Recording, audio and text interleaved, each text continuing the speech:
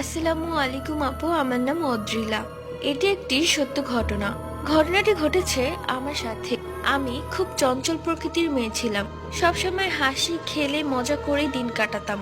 কিন্তু হঠাৎ আমার সাথে যা হলো, যার জন্য আমি একদম নিশ্চুপ হয়ে গেলাম। কোনো কিছুই ভাল লাগতো না। ফ্যামিলির কাউকে সহ্য হতো না। বাইরে যেতেও ভাল লাগতো না। খাবার দেখলেই বমি আসতো।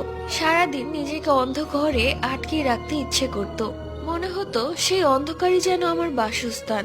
আমার দিন দিন এই অবস্থা দেখে আমার মা ঠিক করলো আমাকে একটি হুজুরের কাছে নিয়ে যাবেন। আমি কোনোভাবেই যেতে চাচ্ছিলাম না। তারপরও আমাকে অনেক কষ্ট করে হুজুরের কাছে নিয়ে যাওয়া হয়। হুজুর জানায় আমাকে তো কালো জাদু করা হয়েছে, যাতে আস্তে আস্তে আমি শুকিয়ে মরে যাই। আর এটা করেছে আমার আপন চাচি, কারণ আমি পরীক্ষায় সবসময় ভালো রেজাল্ট করতাম। তার মেয়ে আর আমি একসাথেই পড়তাম। এবার তার মেয়ে সেকেন্ড এবং আমি ফার্স্ট হয়েছিলাম, যার জন্য এই